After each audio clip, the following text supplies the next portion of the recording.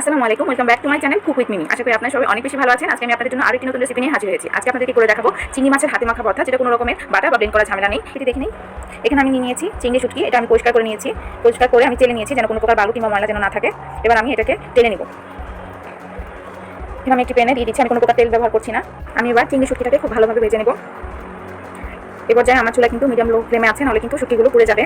Medium লোতে রেখে আমি 7-8 মিনিট ভেজে নিয়েছি। আমার চিংড়ি শুটকিগুলো ভাজা হয়ে গিয়েছে। এবার আমি চিংড়ি শুটকিগুলো ঠান্ডা করে আবারও চেলে নিব, যেন এখানে কোনো উচ্চ ময়লা না থাকে।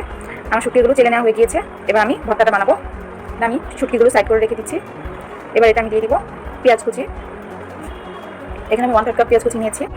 এবার দিয়ে দিব আমি শুকনো মরিচের গুঁড়া। এই মরিচটাকে আমি তেলে গুঁড়ো করে রেখে দিয়েছি। আপনারা চাইলে সাথে সাথে শুকনো মরিচ তেলেও ব্যবহার করতে পারেন। আমি 1.5 চা চামচ নিয়ে নিয়েছি। আপনারা আপনাদের পছন্দ মতো ঝাল বাড়ি কিংবা কমিয়ে নেবেন। আর দিয়ে দিচ্ছি স্বাদ মতো লবণ। আর দিয়ে দিচ্ছি ধনেপাতা। আমি এখানে দিয়ে দিচ্ছি 2 টেবিল চামচ পরিমাণ সরিষার তেল। আমি এখানে কিন্তু এখনই তেল ব্যবহার করছি, এর আগে কোনো তেল ব্যবহার